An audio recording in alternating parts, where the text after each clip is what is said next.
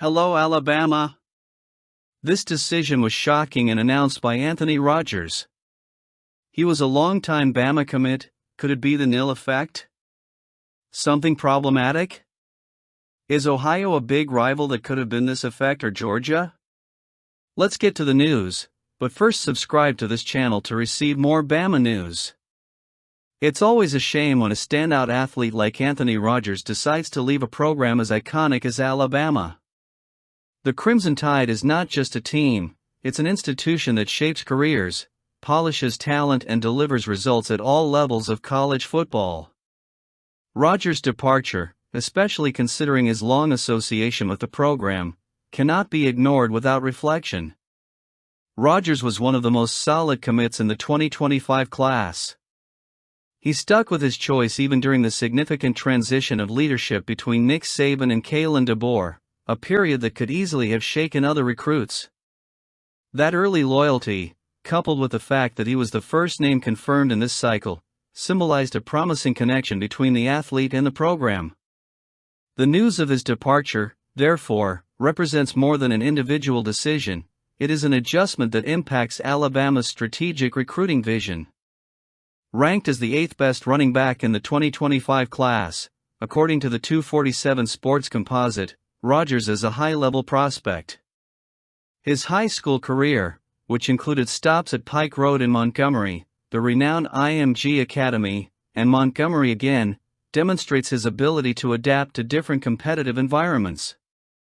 Those attributes have made him not only a valuable asset on the field, but also a role model for the future of the Crimson Tide. What is striking, however, is the timing of this decision. Rogers has explored options at programs like Georgia and Ohio State, two powerhouses that directly compete with Alabama for titles and talent. Ohio State, in particular, spending big on players? That could be the option for this guy. His final decision, set for December 4th, promises to be a closely watched narrative, not only by fans and analysts, but also by other recruits who are watching the movements of one of the most talked about names in the class. Still, one cannot discount the resilience of the Alabama program under Kalen DeBoer. Even with this loss, the Crimson Tide remains ranked 3rd nationally in the 2025 recruiting class. Ackland Deer, a Mississippi native, now takes over the running back position for the class. While it is a significant responsibility, Alabama has a history of turning potential into excellence, and Deer will have the opportunity to shine in a program that breathes greatness. Losing a talent like Rogers is undoubtedly a blow. But Alabama, with its infrastructure, history, and current leadership, has always found ways to overcome challenges and redefine strategies. The Crimson Tide's philosophy goes beyond any individual player. It's a collective commitment to excellence that few programs can match. As Rogers continues his journey, Alabama will continue to be one of the most sought-after destinations for young athletes, and Kalen DeBoer has all the tools to keep the program on a winning path. The future may be uncertain for Anthony Rogers, but for Alabama, what never changes is the certainty that the program remains strong, adapting, and thriving in any circumstance. Let's keep moving forward. Alabama football is going through a tough time, with injuries taking a huge toll on its roster, but the team continues to remain resilient, buoyed by the steady leadership of head coach Kalen DeBoer and the unwavering dedication of its players. The most recent significant absence is talented safety Kean Sabb, who is out for the rest of the 2024 season with a lower extremity injury. During a press conference on Monday, DeBoer confirmed that Sabb will not return to the field in 2024 after the safety left the Tennessee game in October with a hamstring injury that sidelined him for a significant amount of time. The coach noted that there was no exact timetable for Sabb's recovery, but he was optimistic that he will be ready for next year.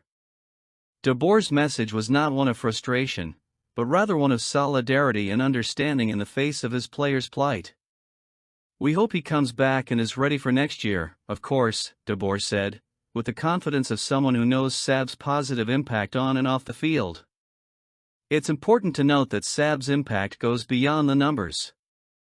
In his first season with Alabama, he racked up 39 tackles, 2 interceptions and 4 pass deflections in just 7 games. Those numbers underscore how valuable he has been to the Crimson Tide defense. His absence certainly leaves a hole on defense, but the team, as DeBoer points out, remains united and the team spirit remains strong. The coach also made a point of highlighting the emotional toll these injuries take on players. These injuries are tough on guys, DeBoer said, emphasizing that while football is a significant part of these guys' lives, they are more than just players. They are a family, and the loss of a teammate is felt by all. Sabb's response to his injury, remaining engaged with the program and supporting his teammates, reflects the strength of character that DeBoer values in his players. DeBoer also acknowledged the tireless work of Bray Hubbard, who took over for Sabb in wins against Missouri, LSU and Mercer, and impressed with his ability to adapt quickly to the situation. Hubbard, who had 13 tackles, 2 interceptions and 2 pass deflections in the 3 wins, was instrumental in keeping Alabama's defense going. Defensive coordinator Kane Womack praised Hubbard's attitude, noting his consistent preparation throughout the season, always ready for any opportunity that arose. Hubbard demonstrated not only skill on the field, but also quiet leadership, being the glue that held the young defensive line together. Sabb's injury, along with the absences of Cole Adams and K. Robinson, is a reminder of how unforgiving football can be. However, the Alabama team, under the guidance of Kalen DeBoer, continues to show that resilience, team spirit and commitment to the program are greater than any individual challenge. Each player, from Sabb to Hubbard, plays a crucial role in the pursuit of excellence, and that is what keeps the Crimson Tide strong, even in times of adversity. Alabama may have lost one of its pillars for the remainder of the season, but the team moves forward with the confidence that preparation and collective strength will carry the team to new heights, both now and in the future. The confidence in DeBoer's system remains unshaken, and the Crimson Tide's journey continues, with its eyes firmly set on the next challenge. Game on! One of the recent absences was Jaden Roberts, who sat out Saturday's win over Mercer. While his absence was a concern for some, head coach Kalen DeBoer was quick to clarify that the decision was largely a precautionary one. DeBoer explained that Roberts, despite not playing, was present on the field and on the sideline, ready to help if needed. And Gino Vandemark took over his duties, and the offensive line continued to play solidly.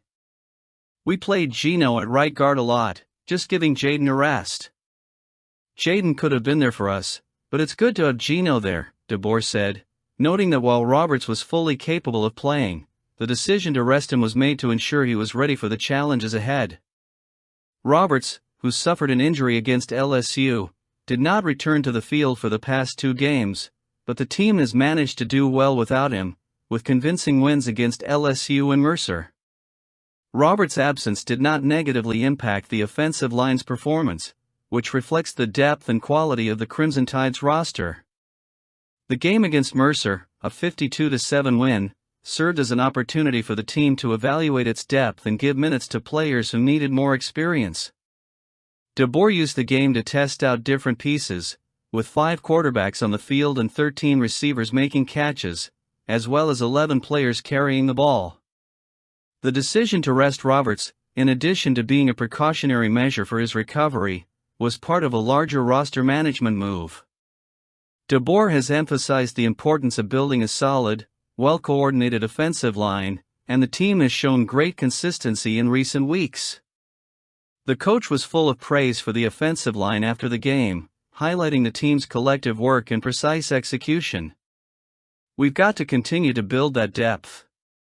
They've been really consistent. The execution has been good, and they're just trying to make that execution better and better every week, DeBoer said, noting the ongoing work that has been done to ensure the offensive line continues to evolve and become even stronger. Roberts' absence, however, isn't an immediate concern for Alabama. As DeBoer mentioned, the strategy of resting the starter is intended to better prepare him for the challenges ahead. The Crimson Tide now prepares for next week, when they face Oklahoma in a key road matchup. The SEC, as mandated by rules, will release daily availability reports starting Wednesday, and fans will be watching to see if Roberts is ready to return to the field.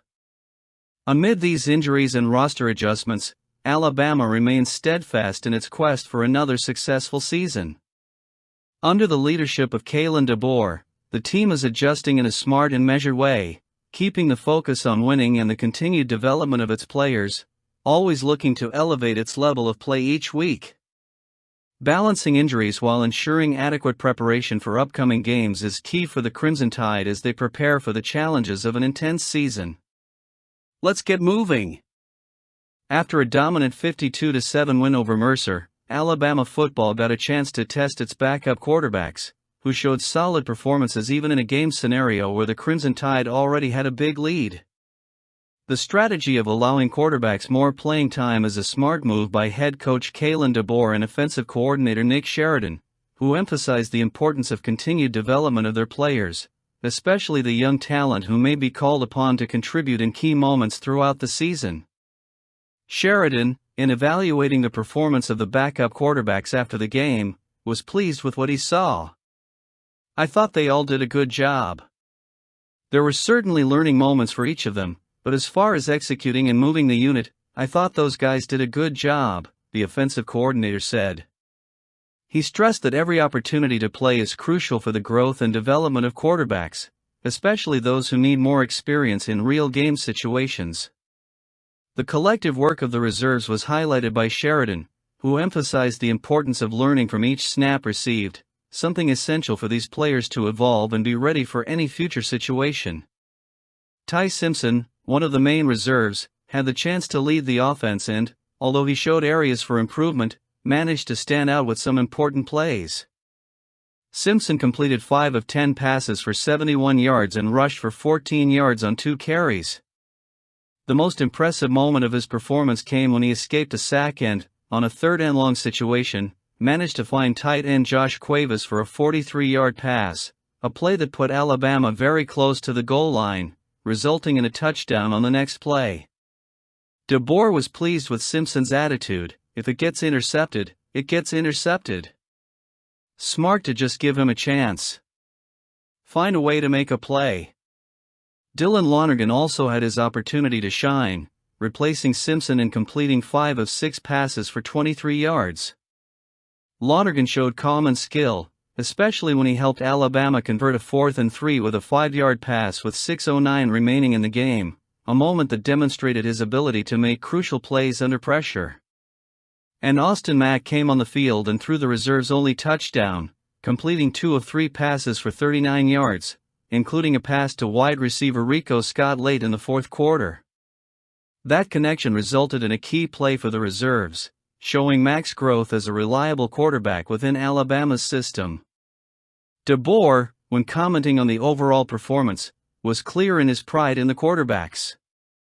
"I was proud of the way they handled everything from the execution to even the procedural stuff, making sure guys are aligned before they make the move.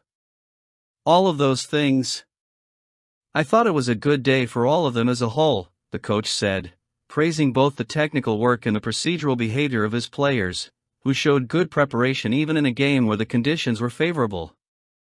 The performance of the backup quarterbacks was a reflection of the hard work and ongoing development at Alabama that goes beyond the stats. It's an opportunity for these players to gain confidence and prepare for the tougher challenges that lie ahead of them throughout the season, especially considering the intensity of the upcoming games. DeBoer and Sheridan are building a team with not only starters, but depth that can step up when needed, which is critical to the Crimson Tide's long-term success. What do you think? Let us know in the comments.